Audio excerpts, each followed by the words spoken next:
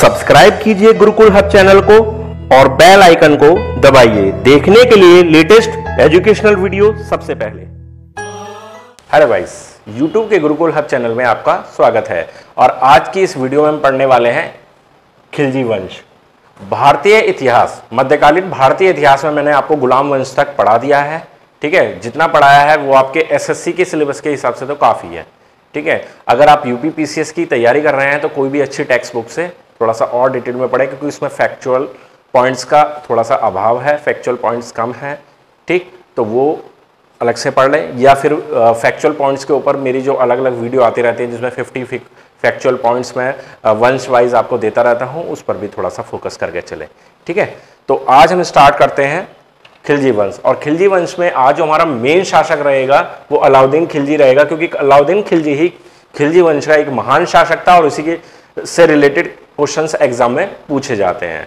ठीक है, तो स्टार्ट करते हैं। जो खिलजी वंश की जो अवधि है वो है 1290 ईस्वी से 1320 ईस्वी तक। तो खिलजी वंश जो रहता है वो 1290 ईस्वी से 1320 ईस्वी तक रहता है। और जो इसका पहला शासक था, जो खिलजी वंश का संस्थापक था, वो था जलालुद्दीन फिरोज खिलजी। खिलजी वंश का संस्थापक जलालुद्दीन फिरोज खिलजी, जिसने शासन किया था 1290 से लेकर 1296 ईस्वी तक। कुल मिला के 7 साल शासन किया था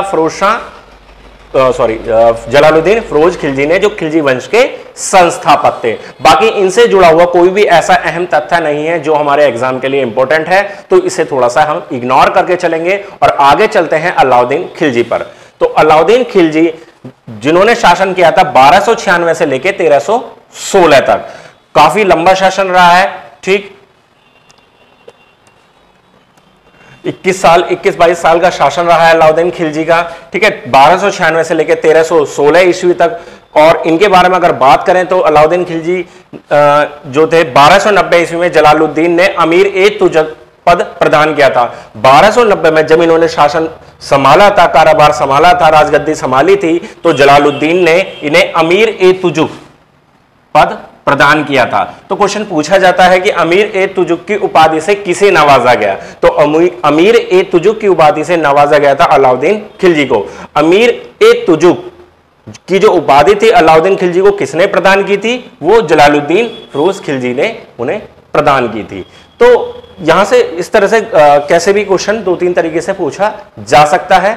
ठीक है, तो उसको थोड़ा सा समझ के चलेंगे। आगे चलते हैं। 1294 ईस्वी में देवगिरी पर आक्रमण किया। किसने आक्रमण किया था? अलाउद्दीन खिलजी ने 1294 ईस्वी में देवगिरी पर आक्रमण किया था।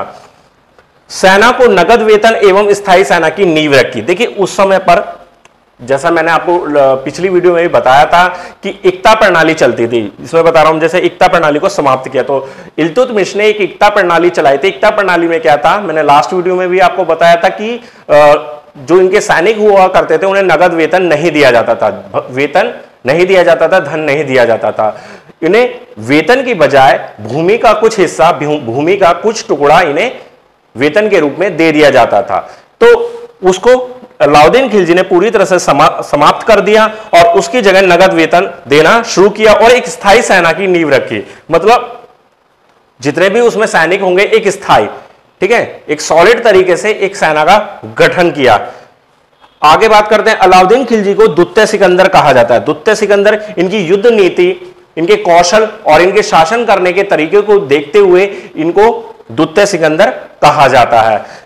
आगे चलते हैं। जजिया कर और जकात कर को लागू किया। अब ये जजिया कर और जकात कर क्या थे? देखिए, जजिया कर गैर मुस्लिम लोग हुआ करते थे, जनता हुआ करती थी उस समय, तो उन पर एक कर लगाया जाता था जिसे जजिया कर कहते थे। ठीक है, जो गैर मुस्लिम लोग हुआ करते थे उन पर एक टैक्स लगाया जाता था, उसको कहते हैं जजिया कर। और जकात कर वो होता था जो मुस्लिम लोगों पर लगाया जाता। हालांकि इसकी दर अलग अलग हुआ करती थी। जजिया कर काफी अधिक हुआ करता था जबकि जकात कर कम हुआ करता था। तो जजिया कर गैर मुस्लिमों पर लगाया जाता था और जकात कर मुस्लिम लोगों पर लगाया जाता था। ठीक, आगे चलते हैं। अलाउद्दीन खिलजी ने घोड़ा दागने एवं सैनिकों का हुलिया लिखने की प्रथा को शुरुआत की। यहां से क्वेश्चन पूछा जाता है कि घोड़ा दागने या सैनिकों का हुलिया लिखने की प्रथा की शुरुआत किसने की? तो यह श्रेय जाता है अलाउद्दीन खिलजी को।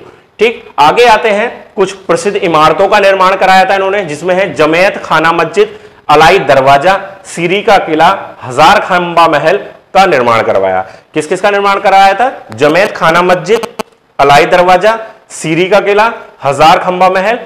ठीक है, तो इन चार इमारतों का इन चार महत्वपूर्ण इमारतों का निर्माण का श्रेय भी अलाउद्दीन खिलजी को ही जाता है। आगे बात करते हैं मूल्य नियंत्रण प्रणाली। देखिए, इन्होंने बाजार नियंत्रण प्रणाली लागू की, एक बिल्कुल एक तरीके से कि कोई भी चीज है उसका एक पर्टिकुलर रेट होगा, ठीक है, उसको एक नियंत्रण में रखा जाएगा, जितना अप्स है और डाउन है उसको एक नियंत्रण में रखा जाएगा।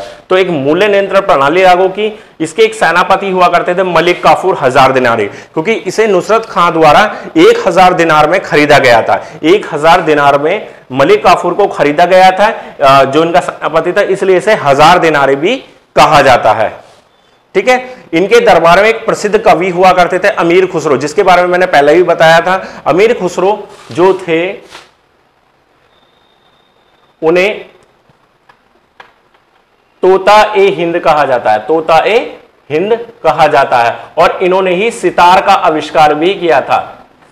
सितार होता है ना वाद्य यंत्र, तो सितार का आविष्कारक कौन थे? अमीर खुसरो। और तोता हिंद की उपाधि से किसे नवाजा गया है? वो भी अमीर खुसरो को।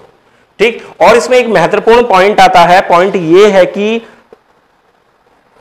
तेलंगाना अभियान के समय पर वहां का जो शासक हुआ करता था प्रताप रुद्रदेव द्वितीय ने मलिक काफूर को, मतलब तेलंगाना अभियान चल रहा था उस समय, वहां का एक शासक हुआ करता था प्रताप रुद्रदेव द्वितीय ने मलिक काफूर को एक हीरा भेंट किया था, जिसे कोहिनूर हीरा कहते हैं। और कोहिनूर हीरा जो था उसको मलिक काफूर ने अलाउद्दीन खिलजी को भेंट कर दिया था। तो कोहिनूर हीरे से रिलेटेड जो महत्वपूर्ण तथ्य यही है कि उस समय तेलंगाना अभियान के दौरान प्रताप रुद्रदेव द्वितीय ने जो कोहिनूर हीरा है वो मलिक काफूर को गिफ्ट किया, और मलिक काफूर जो सेनापति हुआ करते थे अलाउद्दीन खिलजी ने, मलिक काफूर ने वह हीरा अलाउद्दीन खिलजी को भेंट कर दिया था। ठीक है गाइस, तो ये अलाउद्दीन खिलजी या खिलजी वंश से रिलेटेड कुछ महत्वपूर्ण पॉइंट थे जो आपके आने वाले एग्जाम के लिए पूरी तरह से इंपॉर्टेंट है। आप इन्हें अच्छे से तैयार कर लीजिए, आपका एग्जाम निश्चित रूप से बेहतर होगा अगर आप इन पॉइंट्स को मद्देनजर रखकर अपनी तैयारी को करते हैं। ठीक है गाइस, तो आज की वीडियो में बस इतना ही था। अगर आपको ये वीडियो अच्छी लगी हो तो हमारी वीडियो को लाइक कर दें, शेयर करें, और आपने हमारे चैनल को सब्सक्राइब नहीं किया हुआ है तो प्लीज हमारे चैनल को सब्सक्राइब कर लें। धन्यवाद।